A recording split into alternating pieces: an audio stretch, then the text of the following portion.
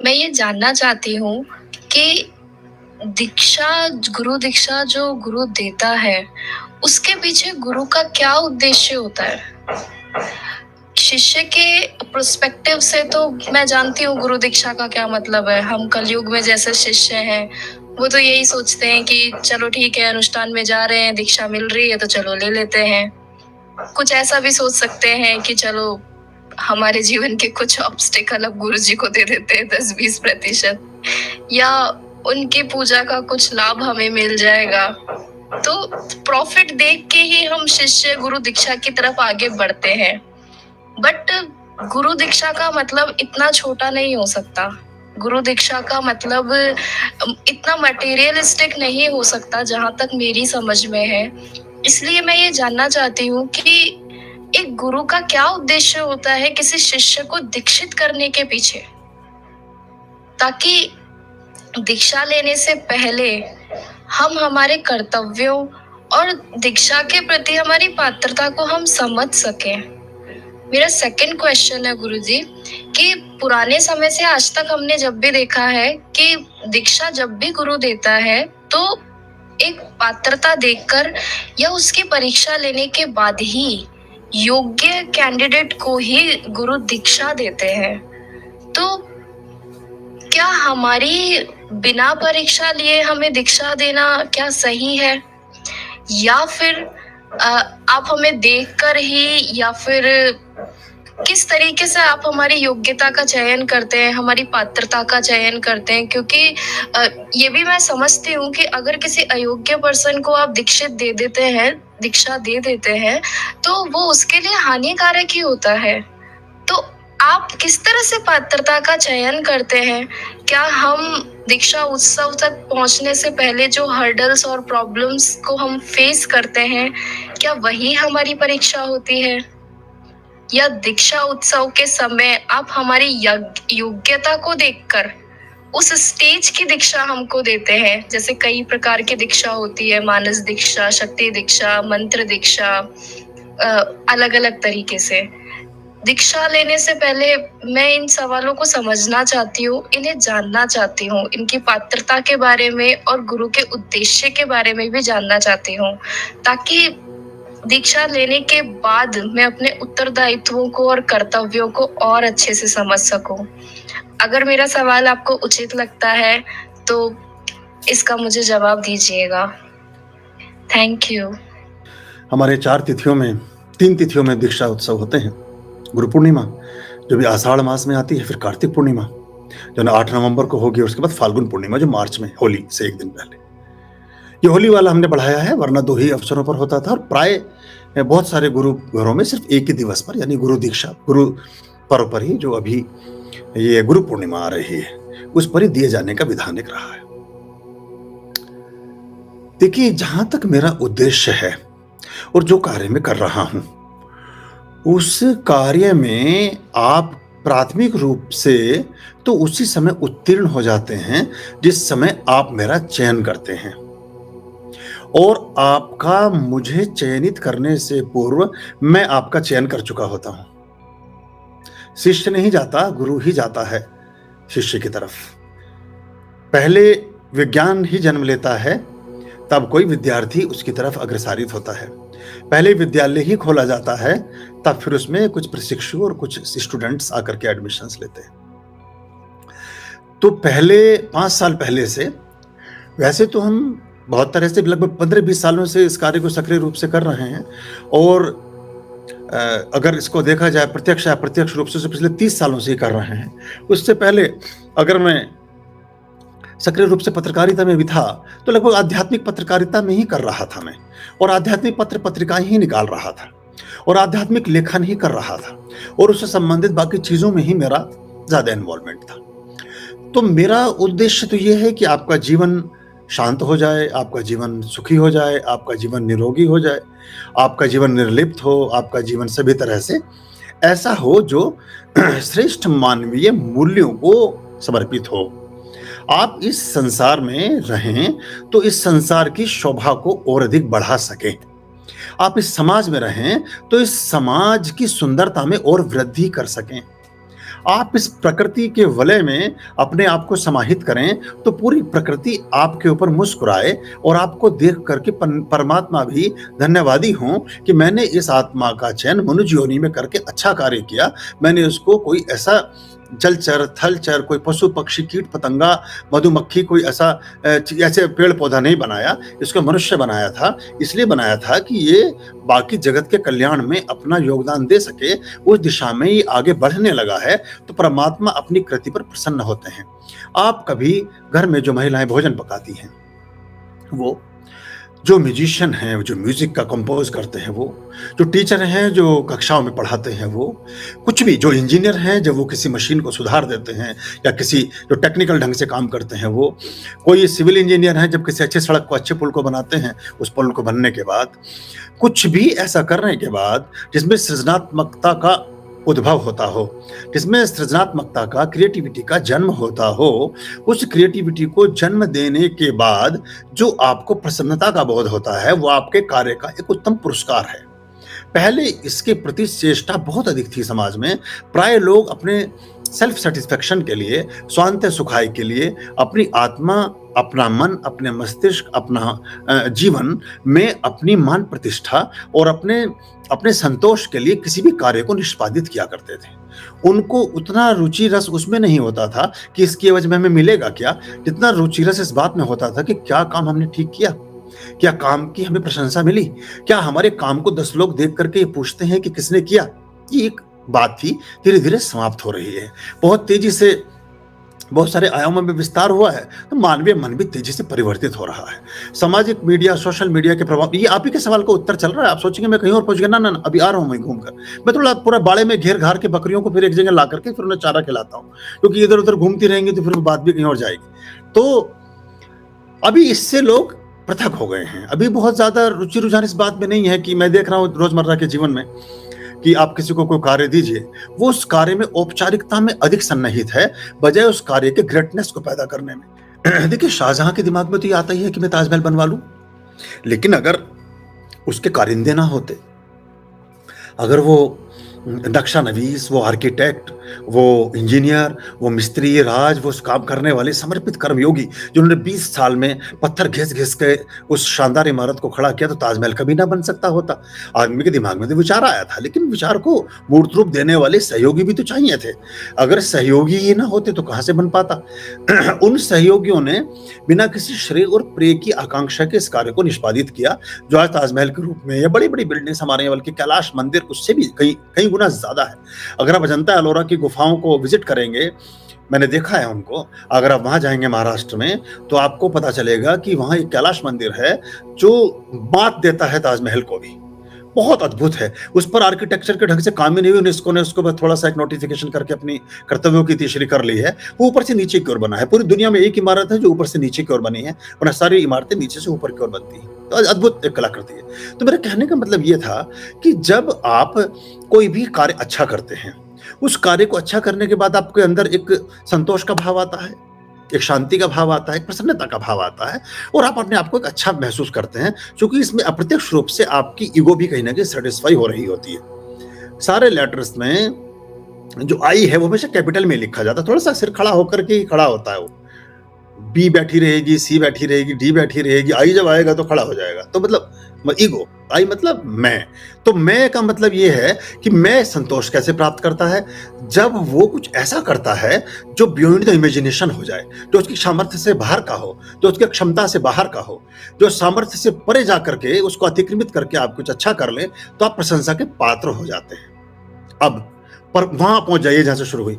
परमात्मा ने आपको जगत में भेजा, और जगत में भेज करके अगर वो पेंटिंग बहुत सुंदर और बहुत अच्छी बन गई, मनुष्य योनि के रूप में, एक मनुष्य होने के नाते, एक मानव होने के नाते आप बहुत श्रेष्ठतम आकार और रूप, रंग और अपनी विद्या, बुद्धि, बल, चातुर्य, पराक्रम और अपने जो पुरुषार्थ से इस समाज की अच्छाइयों को और अधिक बढ़ाने में सक्षम हो सके, तो ईश्वर प्रसन्न होते हैं कि ये मेरा कृत्य अच्छा रहा, और फिर वो आपको दीर्घ जीवन देते हैं।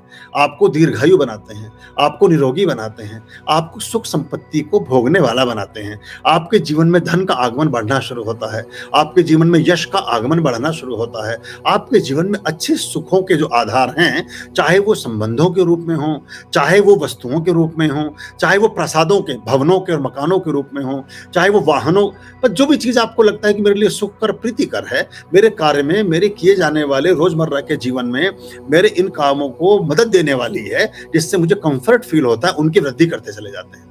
ऐसे ही एक गुरु सूक्ष्म स्वरूप में परमात्मिक ऊर्जाओं का ही प्रतिनिधि होता है। जब वो गुरु दीक्षा देने का बीड़ा उठाता है, तो वो ये सोचता है कि समाज में कैसे ट्रांसफॉर्म किया जाए एनर्जीज को। सबसे जो प्रचंड एनर्जी है वो मानवीय स्वरूप में है। ईश्वरीय प्रदत्त शक्तियों में इस कॉस्मिक जोन से जितनी भी ऊर्जाएं इस पृथ्वी पर भेजी गई हैं, भेजी जा रही हैं, भेजी जाती रहेंगी और भेजी जाती रही हैं पूर्व में, सभी की सब मनुष्य योनि में आने के बाद अपना प्रचंड वेग धारण करती हैं, अपना एक बहुत ही विशाल स्वरूप अंगीकार करती हैं। उसमें आप रहते हुए मनुष्य से, यानी कि देह से और देवता तक की यात्रा पूरी कर सकते हैं। आप एक देहधारी होने के नाते, आप एक मनुष्य होने के नाते, अगर अपने सही ढंग से अपने कर्तव्यों की पूर्ति करने लगें, अपने सारे पुरुषार्थों को ठीक ढंग से करने लगें, तो आप ही फिर अवतारी पुरुषों की श्रेणी में भी चले जाते हैं, जिसमें हमारे सारे के सारे अवतार आते हैं।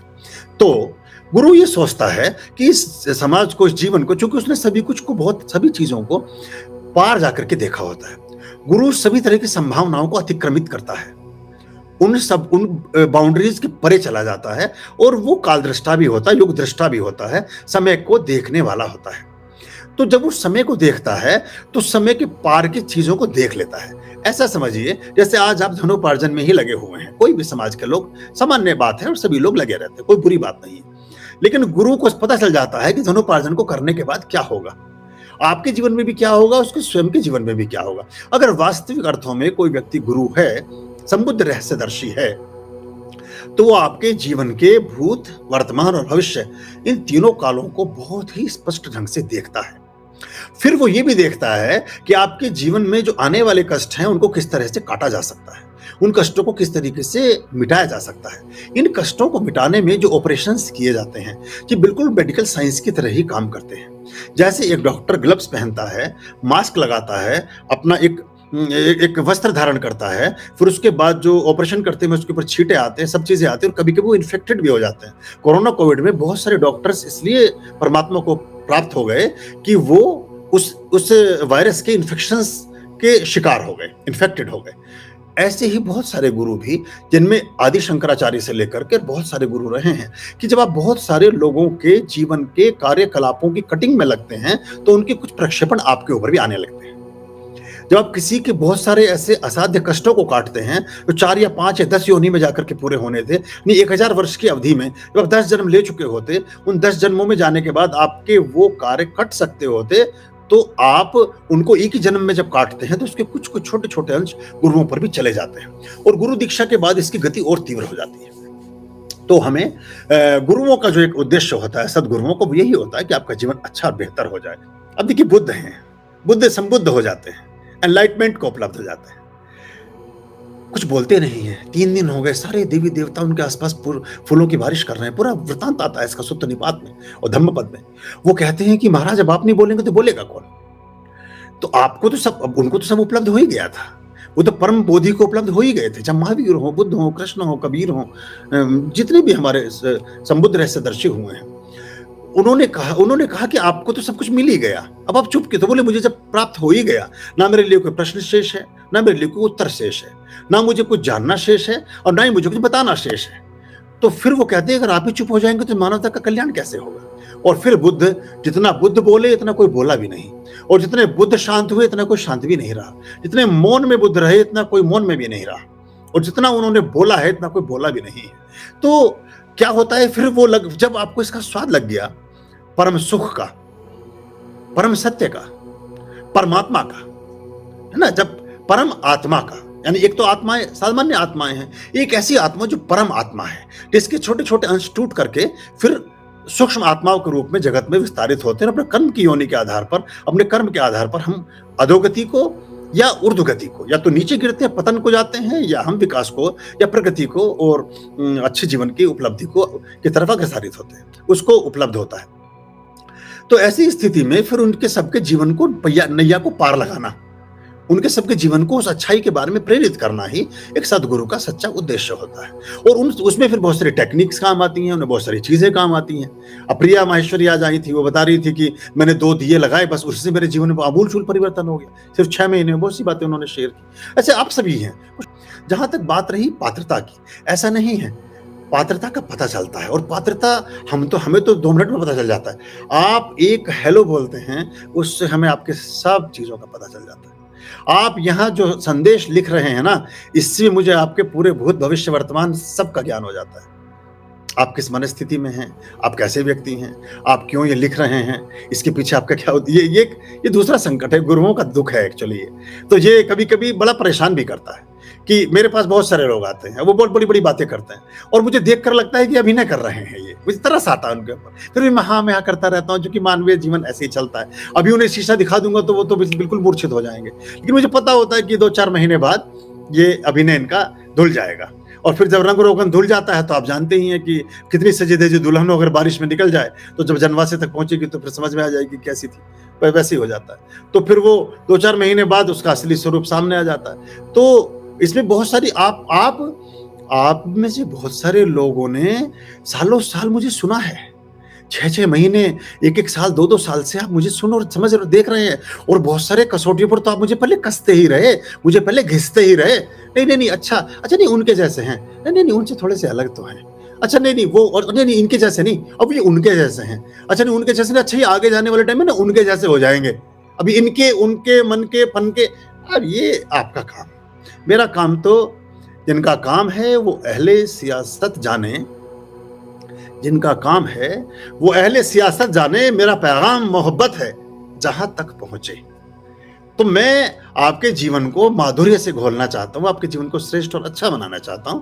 उसमें दीक्षा एक ऐसा आयाम है जो आप भी इतनी जल्दी कहां करते हैं, हम बहुत जल्दी नहीं करते। हालांकि मैंने इसको सरल बनाया है। मैंने आदि शंकराचार्य के बाद इन 1600 सालों में, 1500 सालों में इसको थोड़ा सरल करने की कोशिश की है, क्योंकि जटिलता में अगर आपको उलझा दूंगा तो आप फिर पहली सीढ़ी पर ही नहीं पहुंच पाएंगे। उससे नुकसान ये हो जाता है कि फिर हम हिंदू धर्म में एक कदम पीछे चले जाते हैं। मैंने एक आयाम को और बढ़ा दिया। मैं जब पहली प्राथमिक दीक्षा होती है, उसमें ही बहुत सारे गुरु मंत्र दीक्षा भी देते हैं। मैंने मंत्र दीक्षा में एक आयाम और बढ़ा दिया है, और सभी गुरु, देखिए अपनी तरफ से तो सबको इतनी शिक्षाएं, इतना सिलेबस बनाया गया, इतनी विद्या का एक आधार बनाया गया, वो ये सोचकर बनाया गया कि इसको प्राप्त करने वाले सारे लोग, ये जमदग्नि भी नहीं है, उसको प्राप्त करने वाले सारे लोग अपने जीवन को अच्छा बना सकेंगे, ये सोचकर किया गया। फिर भी कितने लोगों का अच्छा बन पाता है। तो हमारी तरफ से प्रयास है, हम सोचते हैं कि आपके जीवन से वो सारे विकार समाप्त हो जाएं। और अगर बहुत से लोग झूठ बोलकर या किसी तरह से दीक्षा प्राप्त कर लेते हैं, उसका भी हमें पता चल जाता है। अब कोई आदमी कितनी क्रिया कर रहा है, ये आदमी को देखकर पता चल जाता है। ये दिया जगाता है कि नहीं, उसको देखते ही पता चल जाता है। ये क्या कर रहा है कि नहीं। कई बार हमारी बातों का बहुत गहरा प्रभाव पड़ता है, और मैं इस मामले में थोड़ा सा और ब्लंट हूं, तो मैं जरा चुप रहने की कोशिश करता हूं, पर मुझसे हो नहीं पाता एक्चुअली। मैं जैसा है वैसा बोल ही देता हूं, और बहुत सारे लोग मेरी सोची बात से नाराज भी हो जाते हैं, नाखुश भी हो जाते हैं। पर मैं सोचता हूं कि बुरा लगना उतना बुरा नहीं जितना बुरा हो जाना बुरा है। किसी को बुरा नहीं होना चाहिए, बुरा लग जाता है तो कोई बात नहीं, 2-4 दिन में फिर आप ठीक हो जाएंगे। और मुझे मालूम होता है कि मेरे से किसी का कोई स्थायी मतभेद नहीं हो सकता। जैसे ही वो एक सही स्थिति में आएगा तो उसको अपनी भूल का, चीजों का एहसास होता है, फिर लौट कर वापस अपनी बात की आर्याम अभयाम भज रे चित संततम आर्याम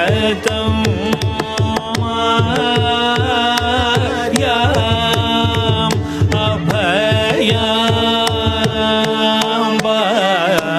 भज